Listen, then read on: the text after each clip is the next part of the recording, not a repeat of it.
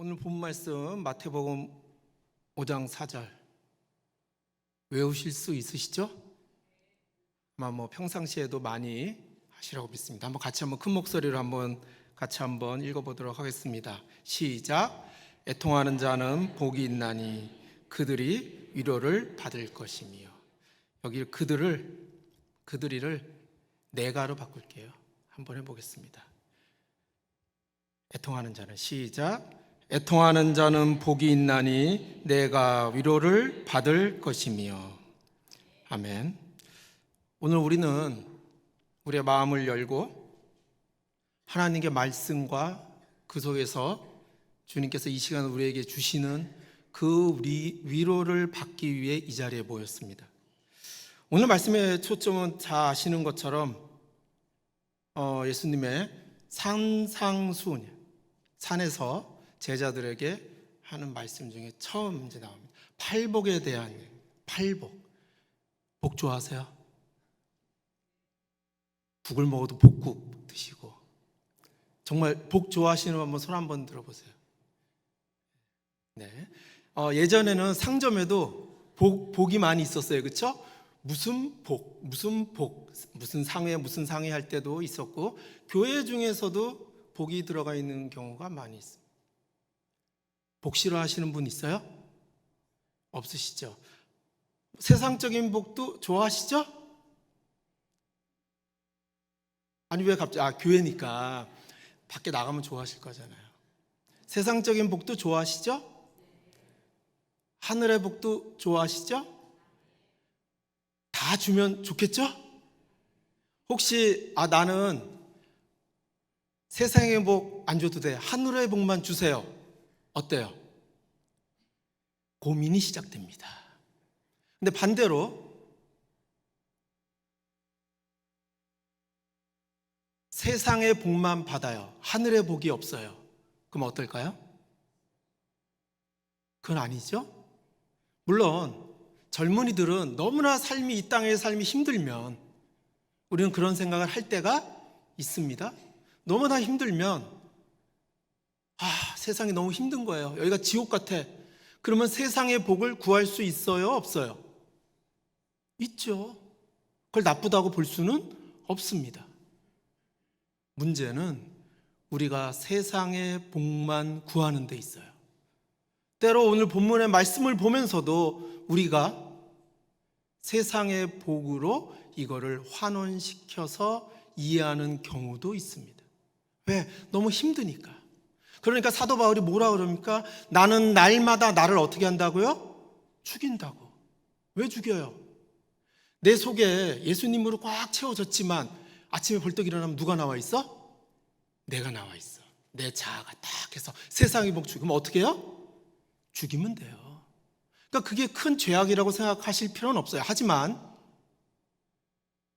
우리의 삶 속에서 예수님을 우리가 영접하고 성령과 함께 산다는 인생에서 우리가 세상과 구별되지 않고 만약에 우리가 세상의 복만 추구한다면 그건 정말 슬픈 일이 될 것입니다. 오늘 본문 말씀, 애통하는 자가 복이 있대요. 정말 어려운 설교입니다. 제가 하다 보니까 여기까지 오게 됐습니다. 제가 이런 어려운 설교를 하게 됐습니다. 요즘 그런 생각을 많이 합니다. 왜 우리는 이 세상을 보고 애통해 하지 않을까? 우리는 젊은 세대에게 얘기합니다. 어서 빨리 시집가고 장가가고 가정을 꾸리고 이렇게 행복하게 살자. 그러나 지금 젊은 세대는 어떻습니까? 세상이 너무 막막하고 힘들대요. 근데 우리가 젊은 세대를 보면 여기 청년들 좀 있는데 보면 어때요? 정말 저렇게 자유롭고 풍요롭고. 우리나라 나름이면 날이 갈수록 결혼 비율, 그 다음에 출생률 세계 뒤에서 1등. 대단한 나라입니다. 왜 그럴까요? 너무 힘드니까. 우리는 그런 젊은 세대를 보고 어떤 마음이 들어야 됩니까? 애통해야 돼요. 그들을 보고 우리는 우리 마음에 뭐가 있어야 돼요? 슬픔이 있어야 됩니다. 보고서 그냥 말로만 다음 세대야. 뭐가 힘들어? 엄마 아빠는 더 힘들었는데 숟가락 가지고 방에서 시작했는데 그렇게 말씀하시면 꼰대라는 소리 듣습니다. 그냥 사는 거지. 그게 안 되는 시대입니다. 왜 그럴까요? 우리의 오늘 이 시대는 너무나 타락하고 죄악에 가득한 시대입니다. 휘황찬란한 불빛 한번 보세요. 아마 나가면서 한번 보세요. 정말 화려합니다. 강남에 한번 가보시고 어디 한번 가보세요. 얼마나 화려합니까? 우린 그걸 보고 애통해야 됩니다. 왜 이 시대가 이럴 수밖에 없을까? 우리는 오늘날 우리 자신을 보고도 애통해야 됩니다. 그 생각 해보셨어요? 주님이 오늘날 대한민국의 우리 성도들을 보면 주님 어떤 마음을 갖고 계실까요? 기쁘실까요? 애통하실까요? 우리가 우리 자녀들을 보면 기쁠 때도 있지만 슬프고 애통할 때가 있습니다. 근데 중요한 오늘 본 말씀은 바로 그때 뭐가 있어요? 복이 있다 그럽니다.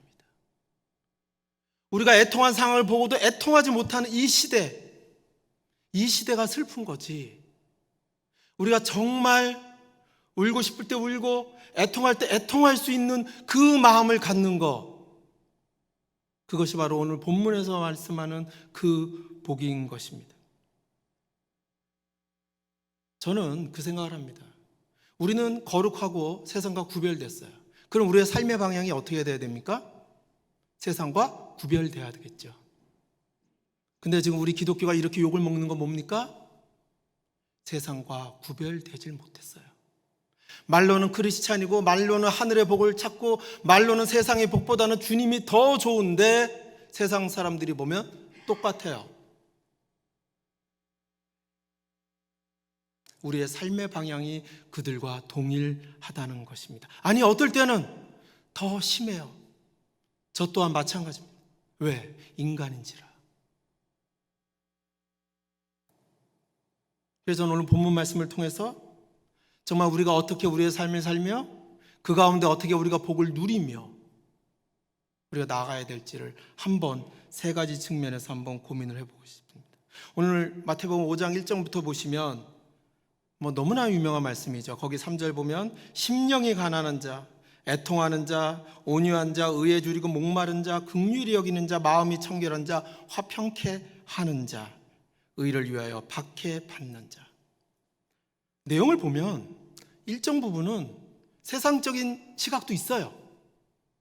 이러면 복 받지. 그런데 아닌 것도 있어요. 그 중에 바로 대표적인 게 뭡니까? 애통하는 자입니다. 근데 제가 이 말씀을 쭉 보니까 5장 3절에 이렇게 되어 있습니다. 심령이 가난한 자는 복이 있나니 천국이 그들의 것이며 이렇게 되어 있습니다. 그러면 5장 10절 말씀 한번 찾아보실 수 있으시죠? 5장 10절 한번 같이 한번 읽어보겠습니다. 5장 10절입니다. 의를 위하여 시작. 의를 위하여 박해를 받지 않는 복이 있나니 천국이 그들의 것이니라. 저는 3절과 10절 어떻게 보면 처음과 마지막인데 거기에서 천국이라는 단어가 저에게 보였습니다. 제 말씀을 준비하면서 왜 천국에서 시작해서 천국으로 끝날까? 결국 주님은 우리에게 이 땅에서의 복이 아니라 바로 천국에서의 복을 우리에게 말씀하고 계십니다. 우리에게 먼저 말씀하시는 게 심령이 가난해. 그렇죠? 내가 결핍되어 있죠. 영적으로 결핍되어 있는 상태입니다. 여기 나온 팔복이 순서도 아니에요. 각각의 8명의 사람도 아닙니다. 동일한 것을 여러 시각에서 우리에게 표현한 겁니다. 애통이 뭡니까? 너무나 슬퍼서 이거를 온몸을 흔들면서 괴로움을 토로하는 게 애통함입니다. 모두 아시는 것처럼 우리의 삶 속에서도 이런 경우가 있어요. 있습니다. 우리의 삶에 인생에 큰 슬픔이 있을 때 우리가 슬피 울부짖는 경우가 있습니다. 때로는 가슴을 치면서 애통해할 때가 있습니다. 여기서의 애통함은 헬라어로 펜데오라고 합니다. 그런데 70인역을 보면 바로 이 단어가 창세기 37장에 동일하게 쓰입니다. 야곱이 누굴 잃었을 때 애통했을까요? 바로 사랑하는 그 아들 요셉을 잃었을 때 어떻게 했나요?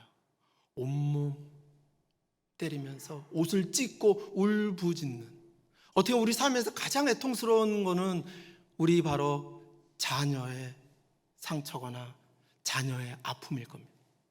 실은 그 단어를 왜 주님께서 이곳에서 썼을까요? 우리는 알고 있습니다. 이런 슬픔은 일생에 한 번 또는 두 번, 아니 안 오는 게 좋죠. 우리의 건강상에 정말 힘들 때나 아니면 나의 아픔보다는 내가 가장 사랑하는 사람의 아픔이 실은 우리를 애통하게 만듭니다. 근데 주님께서 이 단어를 쓰신 이유가 무엇일까요?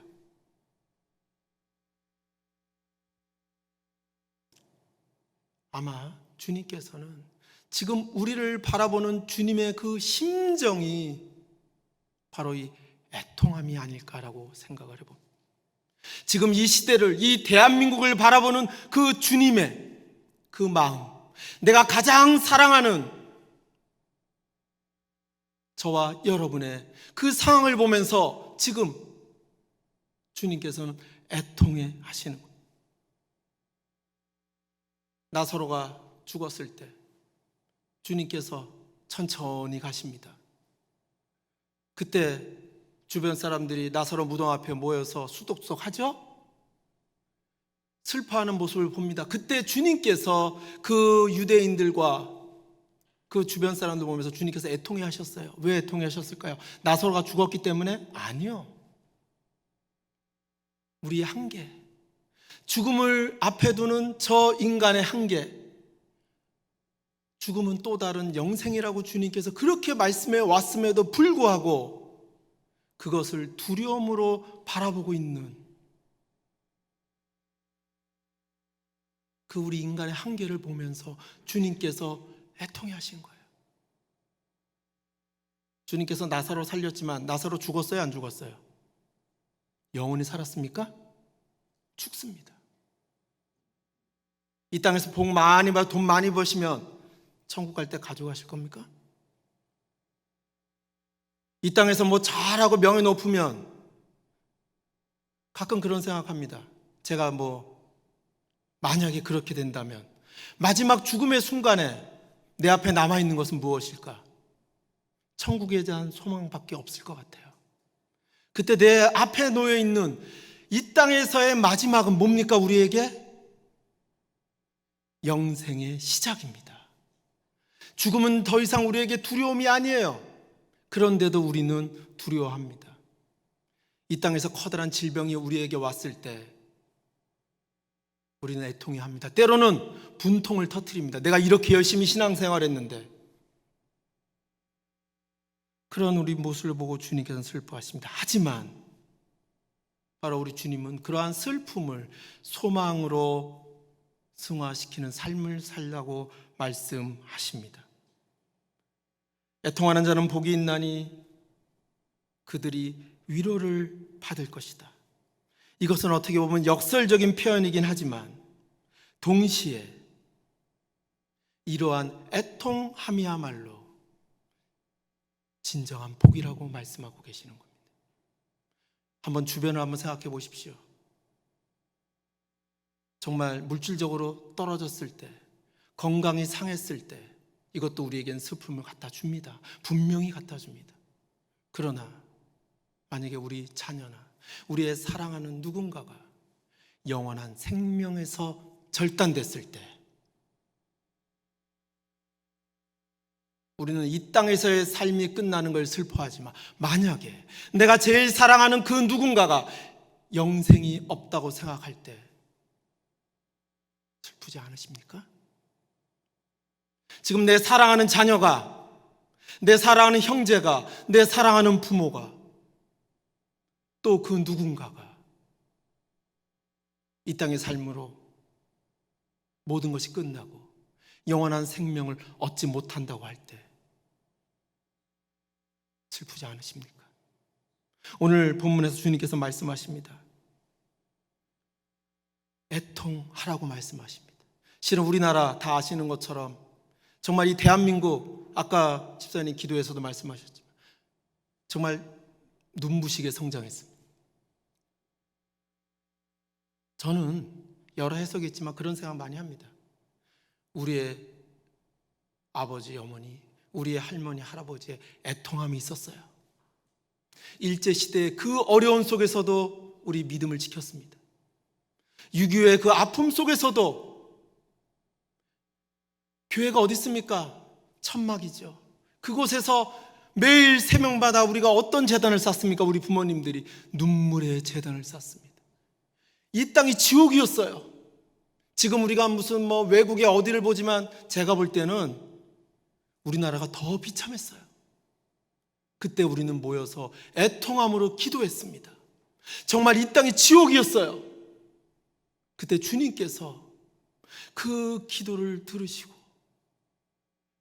정말 우리 대한민국을 오늘날 이렇게 만드셨습니다. 그런데 지금 우리의 모습이 어떻습니까? 도리어 우리의 모습은 이제는 주님이 우리의 모습을 보고 애통하는 그 시대가 지금 오게 된 것입니다. 지금 자녀를 위해서 우리 부모님이나 우리 할머니, 할아버지가 했던 기도만큼 우리 성도님들 하십니까? 혹시 눈물 흘리면서 애통해 하시고 계십니까? 저는 좀 때로는 기쁨도 참 좋습니다. 그러나 언제나 기쁨이 있을 수가 없어요. 햇빛이 너무 좋습니다. 특히 지금 같은 이 폭우 때는 햇빛이 오늘 보니까 너무 좋죠. 좀 덥긴 하더라고요. 근데 좋습니다. 그러나 햇볕이 계속 된다고 한번 생각해 보세요. 때로는 비가 있어야 됩니다. 눈물이 있어야 됩니다. 우리가 주님을 믿을 때, 우리가 크리스찬으로서 우리의 삶을 나갈 때 우리의 마음속에 촉촉히 젖은 주님을 향한 우리의 눈물이 있어야 되는 것입니다. 아니, 우리의 삶에는 반드시 눈물이 있어요. 그러나 그것을 회피하고 외면합니다. 다 아시는 것처럼 누가복음 6장 21절에서 25절인데 제가 한번 읽겠습니다. 이렇게 나와 있습니다. 지금 줄인 자는 복이 있나니 너희가 배부름을 얻을 것이며 지금 우는 자는 복이 있나니 너희가 웃을 것이며 인자로 말미암아 사람들이 너희를 미워하며 멀리하고 욕하고 너희 이름을 악하다 하여 버릴 때에는 너희에게 복이 있도다. 주님께서 말씀하십니다. 이렇게 주님을 위해 핍박받고 줄일 때 우리에게 복이 있다고 말씀하십니다. 왜? 그날에 기뻐하고 뛰놀라고 말씀하십니다. 도리어 애통하고 힘들 때 뛰놀라고 말씀하십니다. 왜? 하늘에서 우리의 상이 크다고 말씀하십니다. 그러나 동시에 6장 24절 가면 반전이 일어납니다. 그러나 화 있을진저 너희 부요한 자여 너희는 너희의 위로를 이미 받았도다. 너희는 너희의 위로를 이 땅에서 이미 받았도다. 화 있을진저 너희 지금 배부른 자여 너희는 줄이리로다. 화 있을진저 너희 지금 웃는 자여 너희가 애통하며 울리로다. 사랑하는 성도 여러분, 우리가 아직까지 이 땅에서의 복과 이 땅에서의 즐거움을 추구하시겠습니까? 만약에 그것이 우리의 영혼을 파괴한다면 주님께서는 우리에게 주시지 않을 겁니다. 그것이 만약에 제 영혼을 파괴한다면 주님께서는 저에게 주시지 않을 거예요. 그게 저는 감사합니다. 왜? 화 있을진저 도리어 그것이 나에게 악이 되고 그것이 나의 삶에 있어서의 장애가 된다면 우리는 그걸 거부해야 됩니다. 만약에 그것을 우리에게 줘도 그것을 우리가 흘려보내고 우리가 그것을 남을 위해 쓰고 우리가 더불어 그것들을 위해서 함께 갈 때 주님께서는 풍성히 내려주실 줄 믿습니다. 두 번째로 오늘 본문을 보면 위로를 받을 거라고 이렇게 내용이 나옵니다. 위로를 준대요. 제가 이번 설교를 준비하면서 계속해서 들었던 찬송이 있습니다. 413장입니다. 내 평생에 가는 길. 아마 다 아시죠? 제가 노래를 못하기 때문에 한 번도 해본 적이 없습니다. 안 하겠습니다. 근데 거기 한번 413장 펴보세요. 거기에 제가 한번 읽어보겠습니다. 이렇게 돼 있죠. 내 평생에 가는 길 순탄하여 늘 잔잔한 강 같든지 큰 풍파로 무섭고 어렵든지 나의 영혼은 늘 편하다. 내 영혼 평안해. 내 영혼 평안해. 저 마귀는 우리를 삼키려고 입 벌리고 달려와도 주 예수는 우리의 대장이다니 끝내 싸워 이기겠네. 정말 너무나 주옥 같은 가사고 찬송입니다. 제가 유튜브에서 이거를 하면서 이제 들은 다음에 밑에 댓글을 봤어요. 댓글이 달려 있더라고요. 댓글을 보니까 이런 말이 있어요. 댓글 그대로 한번 몇 가지만 읽어드릴게요. 사랑하는 엄마가 주님 품으로 가셨습니다. 천국에서 다시 만날 날을 소망합니다. 주님 인도해 주소서. 통증의 시간에도 하나님의 임재하시는 시간임을 믿습니다. 긍휼하신 은혜의 하나님 손길이 우리가 생각하지도 못할 때 반드시 이루어 주심을 감사드립니다. 하나님 아버지, 지금 힘들고 많이 두렵습니다. 우울증도 저를 힘들게 하고 기댈 사람은 하나 없습니다. 사랑이 많으신 주님, 저를 불쌍히 여겨주셔서 제가 이루 말할 수 없는 평안의 은혜를 제게 내려주시옵소서. 오늘 이 찬송을 부를 수 있는 은혜를 주셔서 감사합니다. 이런 댓글들이 수백 개가 쫙 있는 걸 봤습니다. 다 아시겠지만 이 찬송의 작사, 작곡가 누군지 아시죠? 제 이름은 몰랐는데 스태포드라는 분이었습니다. 이분이 굉장한 사업가였고 법률가였고 신실한 크리스찬이었습니다. 그런데 아이가 한 명 죽게 됩니다. 자녀가 굉장히 상심에 있었습니다. 상심에 있어서 이게 1860대 한 그때쯤 됐을 텐데 가족들에게 와이프와 함께 유럽으로 좀 여행 가자. 아이가 먼저 했으니까 우리 마음의 평안함을 좀 얻자. 그래서 배를 타고 유럽으로 가려고 하는 그 순간 갑자기 이 분에게, 스태포드라는 분에게 일이 생겼어요. 그래서 갈 수가 없었어요, 본인은. 그래서 아내와 자녀들을 보냅니다. 먼저 가고 난 뒤따라가겠다. 근데 며칠 지나지 않아서 한 전문이 옵니다. 아내에게서 나만 살아남았어요. Save alone. 나만 살았어요. 풍랑이 와서 어떤 배와 부딪히게 됐어요. 사랑하는 자녀들이 다 죽고 아내만 구절받았어요. 그때 이 저자가 그 상심의 마음을 안고 배를 타고 그 지금 정신없을 아내를 생각하면서 슬픔을 안고 배를 타고 가는 도중에 선장이 얘기합니다. 이 자리가 바로 그 자리입니다. 그때 이분이 너무나 슬퍼서 몸부림쳐서 자기 객실로 들어와서 주님께 기도합니다. 왜 이런 일을 연달아서.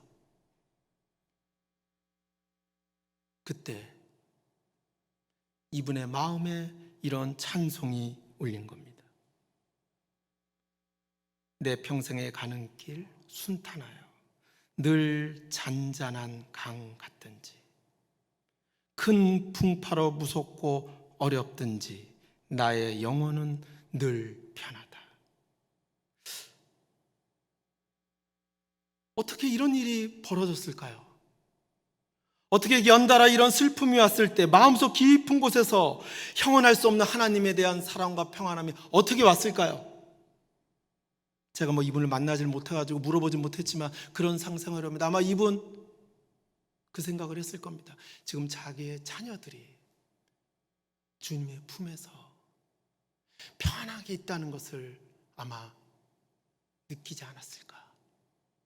아마 자기의 자녀들이 이 세상의 어려움 속이 아니라 저 천국에서 지금 평안하게 있음을 느끼지 않았을까? 앞으로 얼마 남지 않은 인생, 내가 여기서 잘 신실하게 살아간다면 그들을 만날 수 있지 않았을까? 아마 여러 가지 생각이 들었습니다. 우리 인생에는 누구나 겪는 시련이 있습니다. 시련, 크리스찬이라고 그 시련을 우리를 비껴가지 않습니다. 이거는 누구에게나 다 있습니다. 아마 오늘 성도님들 중, 또 지금 영상으로 듣고 있는 성도님들 중 아마 여러 가지 경제적인 어려움, 자녀의 어려움, 가족 간의 문제, 여러 가지 문제, 사업적인 문제, 회사의 문제, 이런 모든 문제들이 있고 그 문제로 인해서 힘든 시간을 겪고 있는 분들 있을 겁니다. 그러나 기억하십시오. 지금 우리의 오는 이 땅에서 이 고통, 우리는 혼자가 아닙니다.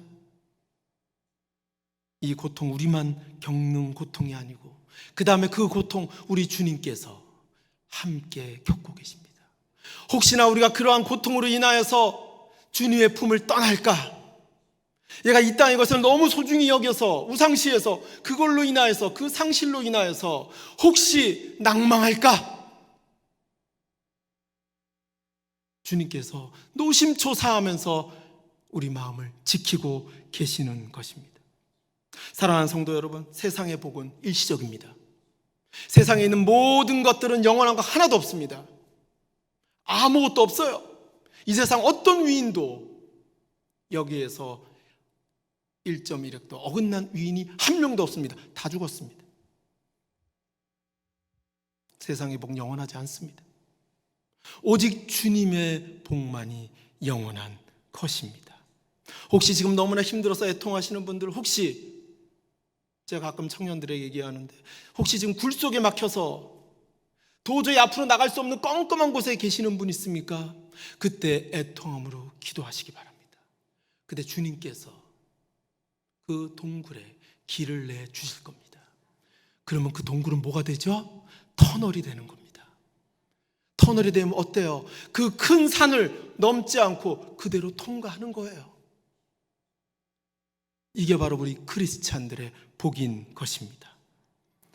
마지막으로 간단히 하나만 보고 마치겠습니다. 우리가 왜 애통해야 될까요? 왜 이게 복이 있을까요? 바로 하나님의 마음을 알게 되기 때문입니다. 제가 언젠가 한번 설교했을 텐데 한나의 기도라고 설교를 제가 찾아보니까 꽤 오래전에 1여 년 전에 했더라고요. 기억이 안 나실 겁니다. 거기 한나의 설교 보면요, 이런 말이 나옵니다. 한나가, 제가 한번 그 말씀 사무엘상 1장 15절인데 이렇게 되어 있습니다. 나는 마음이 슬픈 여자라. 포도주나 독주를 마신 것이 아니요 여호와 앞에 내 심정을 통한 것뿐이다. 내 심정을 어떻게 했어요? 여호와 앞에 통했어요. 그 당시 시대가 사사 시대입니다. 한나 아이가 없어서 정말 너무나 괴로운 상황이에요. 자기 심정을 주님 앞에 토했어요. 그랬더니 한나가 뭘 느꼈나요? 바로 하나님의 심정을 알게 된 거예요. 이스라엘 백성 그 사사 시대를 향한 하나님의 그 애끓는 심정. 한나야, 너만 슬프니? 나도 너무 슬퍼. 이 백성들이 각각 자기 소견대로, 각각 내가 옳은 대로 나가는 그 현실을 보니 아무도 없네.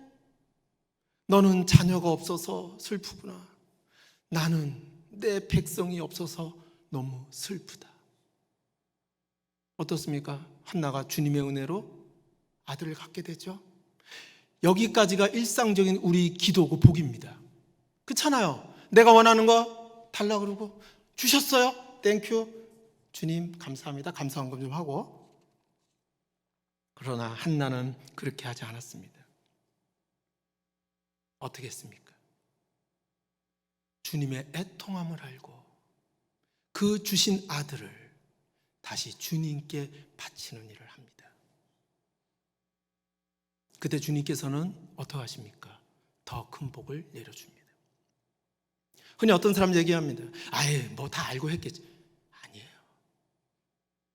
사랑하는 성도 여러분, 어떤 분들이 제 유튜브에서 내용 이런 얘기했대요. 요즘에 이제 그 우리 마음을 하는 저도 가끔 우울하고 그러면 유튜브에서 우울증 치료하는 노래도 좀 찾아보고요. 찬양도 찾고.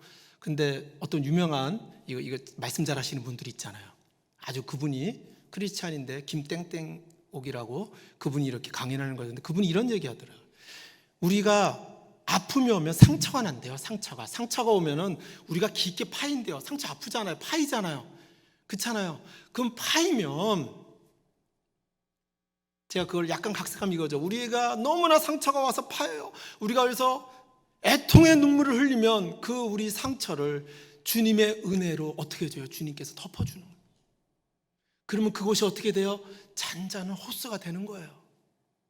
그리고 나의 그러한 것을 누군가에게 얘기하면 누군가에게는 마치 우리가 잔잔한 호수를 보면서 쉼을 얻는 것처럼 누군가에는 주님의 사랑을 전하는 하나의 스토리가 될 수 있는 겁니다. 사랑하는 성도 여러분, 혹시 지금 슬픔으로 패인 상처가 있습니까? 혹자들은 그런 얘기를 합니다. 아픔은 앓는 거다. 앓는 거는 알미다. 앓은 아름다운 거다. 제가 찾아보니까 아름다움에 어원이 없어요. 그래서 어떤 분은 아름다움을 알미라고 그러고 우리 알타 그럴 때에다가 어원을 찾더라고요. 왜? 우리가 인생을 살아보면서 아파봐야 인생을 알게 된대요. 그래야 인생이 아름다운 줄 알게 된다는 거예요. 사랑하는 성도 여러분, 복 있는 자의 비결은 애통함에 있습니다. 사랑하는 성도 여러분, 복 있는 자의 비결은 애통함에 있습니다. 우리가 지금 인생을 여행하고 있습니다. 너무나 불확실합니다. 어렵습니다. 그러나 우리 주님의 위로는 항상 있습니다. 우리가 슬픔 가운데 있습니까? 그러면 우리는 그러한 슬픔을 안고 주님께 나아가야 됩니다. 우리가 하나님의 사랑을 기쁠 때만 은혜 받았다고 좋아하는 것이 아니라 슬프고 괴로울 때 애통함으로 나아가야 합니다. 잊지 마시기 바랍니다. 정말 복받는 사람의 비결은 어떠한 삶을 사는가? 우리는 슬픔을 소망으로 승화시키고 수용하는 삶을 살아야 됩니다. 그럴 때 하늘에 위로가 있는 삶을 사시게 될 것입니다. 그러면 주님께서 우리에게 어떤 복을 마지막으로 내려주시냐? 하나님의 뜻이 어디 있는지를 아는 복을 저와 여러분에게 내려주실 것입니다. 우리는 모두 잠시 있다가 사라지는 정말 세상의 위로를 구하면 안 될 것입니다. 세상의 위로가 아니라 언제나 우리와 함께하는 주님의 위로. 정말 우리 수요 기도회, 정말 우리가 이 땅 여기서 우리가 기도할 때 우리가 정말 세상의 복 그것만 구하는 것이 아니라 내 육체의 약함만 구하는 것이 아니라 우리 자녀의 성적 올리고 우리 자녀의 그것만 구하는 것이 아니라 지금 나를 향한 우리를 향한 주님의 애통함을 우리가 함께 주님과 울어주면서 주님의 뜻이 어디 있는지를 알아가는 그런 정말 수요 기도회가 되기를 소망합니다.